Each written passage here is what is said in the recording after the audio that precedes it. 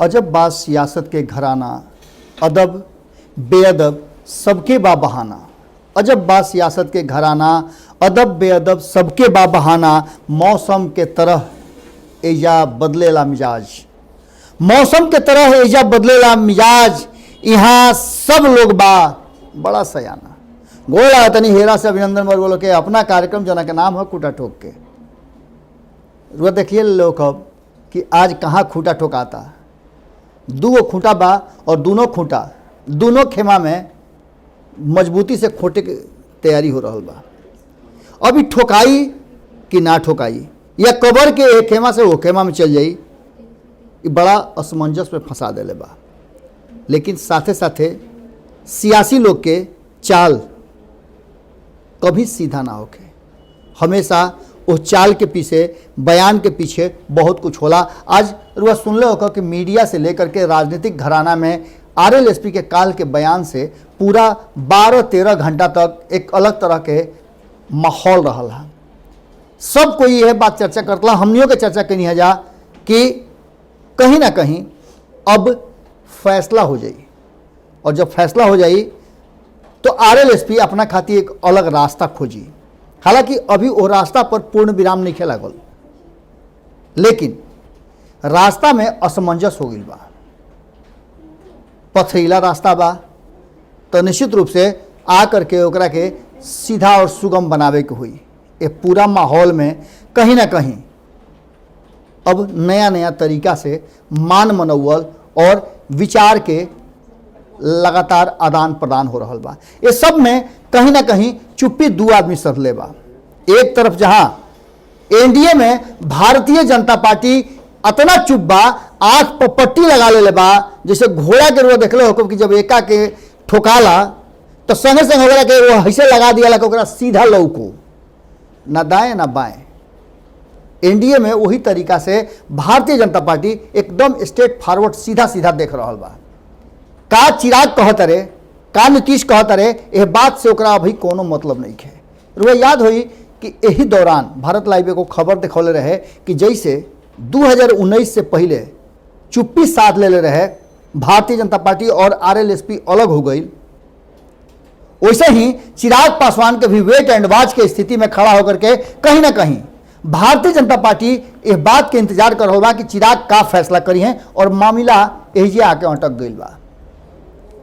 खास करके जौन सूत्र बता रहा बड़े, जौन खबर छन के आ रहा बा दिल्ली से, वो खबर ही बा कि जदयू के जो नीतीश कुमार के बहुत करीबी बाड़े, वो मिल करके बात के कह दिले बाड़े कि अब उनका यह बात से कोई मतलब नहीं है कि चिराग पासवान हिस्सा बाड़े एनडीए के कि नहीं खन, ना उनका से बात करे के कोनो पहल कही जाए।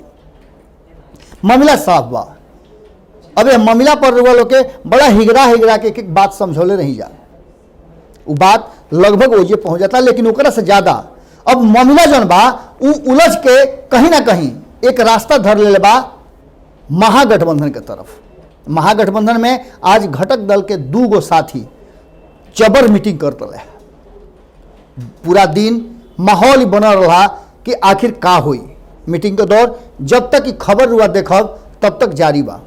कारण कि जहां एक तरफ कांग्रेस आरएलएसपी के बयान अइला के बाद बड़ा ताड़ातड़ी में जितना भी सुप्रीमो बाड़े, उस सारा बिहार से जुड़ल लोग जितना पदाधिकारी बाड़े सब पटना में डेरा डाल दिले और बैठक के दौर शुरू हो गई। यही बीच में शक्ति सिंह गोहिल के एगो बयान आवता कि महागठबंधन में सब कुछ ठीक बा, जरा जाए के रहे चल गई, अब केहू जाए वाला नहीं खे। लेकिन कांग्रेस के कितना दावेदारी मजबूत बा ई बात रउओ जानता नहीं। कारण कि सुप्रीम बॉस के बा और के चुप्पी लगौले बा। ये बात के आरएलएसपी भी कह दिले बा कि कहीं ना कहीं बड़ा भाई के रोल में महागठबंधन में आरजेडी बाड़े और आरजेडी के फैसला अंतिम फैसला हुई। कारण कि महागठबंधन में जे कुछ भी उठा पटक उखाड़ कबार हुई, जितना खूटा हिली, वो खूटा हिलला के असर कहीं ना कहीं आरजेडी के झेले के पड़ी ज्यादा बाकी के दल से के अपेक्षा। यह बात उनहू बा। अभी दोनों जो लड़ाका बाड़े, एक तरफ चिराग पासवान और दूसरा तरफ उपेंद्र कुशवाहा, ये दोनों आपन आपन खूंटा गाड़ करके और मजबूती से ओकरा के संभरले भी बाड़न। ये लोग के कहना सीधे तौर पे यह बा कि वो लोग के मान सम्मान और अधिकार पूरा चाहिए।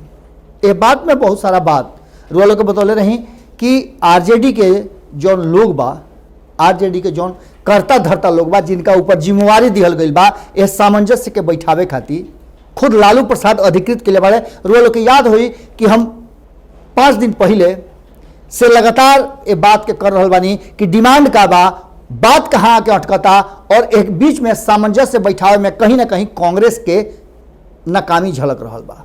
खास करके बात करी महागठबंधन के, तो कांग्रेस के चूंकि सेकंड लीडिंग पार्टनर बाड़न, पार्टी भी बड़ा बा और इनका अनुभव भी कहल जाला कि देश के सबसे पुरानिया पार्टी है, तो इनका लगे अनुभव भी ज्यादा बा। बार बार उपेंद्र कुशवाहा और माधव आनंदी बात कह करके और अपना बात के विराम दिले रहे हा कि कांग्रेस भी सामंजस्य स्थापित करे में कहीं ना कहीं चुप्पी सधले बा। आरजेडी के चुप्पी तो समझ में आवता, चूंकि आरजेडी आपन जौन एजेंडा बा ओकरा के अपना साथी दल में रख देले बा। जौन के एजेंडा वो लोग से बहुत पहले बतौले रही, जो सूत्र से जानकारी मिला रहे, वो एजेंडा पर अब पूरा मीडिया जगत से लेकर के राजनीतिक जगत मुहर लगा चुकल कि कहीं ना कहीं वामपंथी लोग के आरजेडी से बढ़ल नजदीकी आरएलएसपी के दुराव के कारण हो सकेला।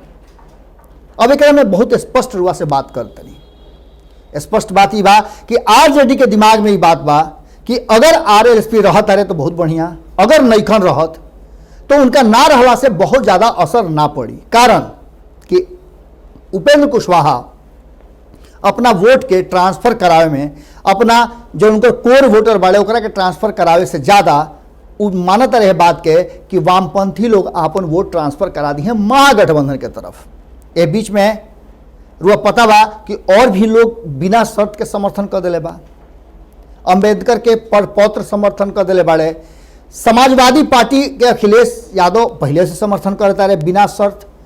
एकरा साथ साथ रुआ ए बात के सोची कि वामपंथी दल, रुआ जानता नहीं कि जैसे भारतीय जनता पार्टी के बड़ा सपोर्टर, बड़ा वोट बैंक आरएसएस के कैडर वोटर वाले, वही तरीका से जौन वामपंथ बा ओकर कैडर वोटर भी बहुत एग्रेसिव वोटिंग करेले और वोट जहाँ जाई तहाँ बल्क में जाला।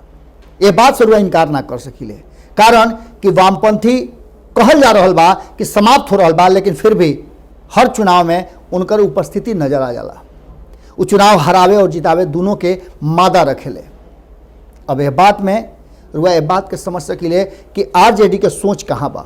आरजेडी के जो थिंक टैंक बाड़े वो ये बात के अंदर ही अंदर के बात हम बताते हैं रुआ से कि इस सोचत हुई हैं जौन की हाइपोथेटिकल भी हो सकेला, लेकिन बातचीत के आधार पर और लगातार आरजेडी के लोग से जौन बातचीत होता ओकरा आधार पर हम उतने कह सकिले कि रोए के तो रहले रही तब तक ले आँखिए खुदा गई। उहे लगभग स्थिति बा। आरजेडी के दोनों हाथ में लड्डू बा। यदि उपेंद्र कुशवाहा चल जाता रहे तो उसे ओकरा बहुत ज़्यादा असर नहीं खे नजर आवत। हाँ, एक बात जरूर हुई, एक बदनामी जरूर हुई कि महागठबंधन के साथी आखिर काहे छोड़ छोड़ के जा रहा बा। एक पहले जीतन राम मांझी गईले तो जीतन राम मांझी के गईला से कोई असर ना पड़ल और रुआ देखले हो कब कि ओकरा पर कोई भी बयान आरजेडी के तरफ से ना आई। आरजेडी से जब पूछल भी गई तो कहले कि हमनी के सम्मानित नेता रहे हा, बिहार के मुख्यमंत्री रह चुकल बाड़े, वरिष्ठ नेता बाड़े, हमनी के सम्मान कर ले जा, उनकर फैसला के हमनी के स्वागत करते हैं जा। लेकिन ई केहू ना कहल, उनका पर कोई प्रतिक्रिया ना दिहल और उस प्रतिक्रिया में कोई ऐसा तंज भी ना रहे जो बात के लेकर के कहीं ना कहीं एक नया धारा और नया राजनीतिक चेहरा नजर आई आरजेडी के। दूसरा तरफ आरजेडी बहुत ही संयमित और अनुशासित होकर के अपन आगे के रास्ता तय कर रहा बा। यह बात के लेकर के कहीं ना कहीं एनडीए में भी चर्चा जबरदस्त बा कि आरजेडी अपन स्वरूप बदल रहा बा। यह बात के लेकर के उपेंद्र कुशवाहा आज बैठक तो जरूर कैले हा, लेकिन उस बैठक के संशय में डालते हुए फैसला के अभी आगे खातिर टाल देले बाड़े। बैठक के दौर जारी बा। अब तक आरजेडी से भी कोई जवाब नहीं खियाई और कांग्रेस भी इस मुद्दा पर सिर्फ इतने बोल के चुप बा कि कहीं ना कहीं महागठबंधन के अंदर में सब लोग जे बा उ पैक्ट बा, इंटैक्ट बा, कहीं कोई जाए वाला नहीं है।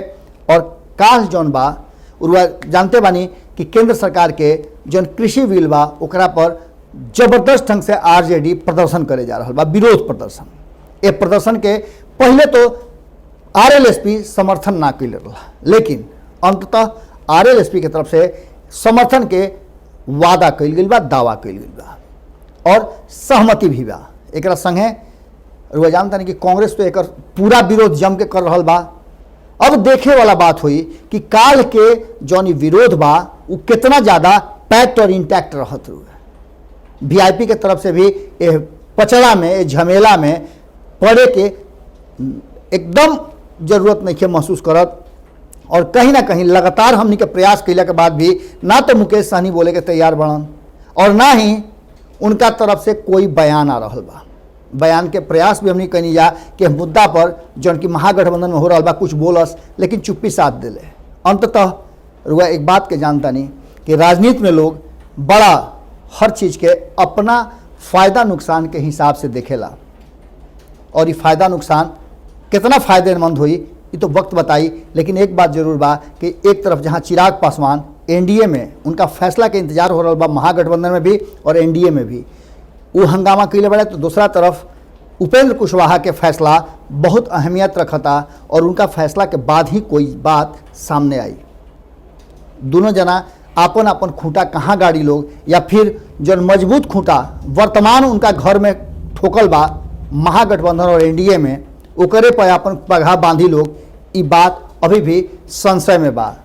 इंतजार करी, जैसे ही अगर आपको कुछ विशेष अपडेट आई जरूर भारत लाइव रुआ तक पहुंचाई और सबसे पहले पहुंचाई। इहो बात रुआ लोग से हमेशा करी ले जा। फिर कल भेंट हुई यही ठेहा पर जना के नाम हो खूंटा ठोक के गोड़ लागतनी।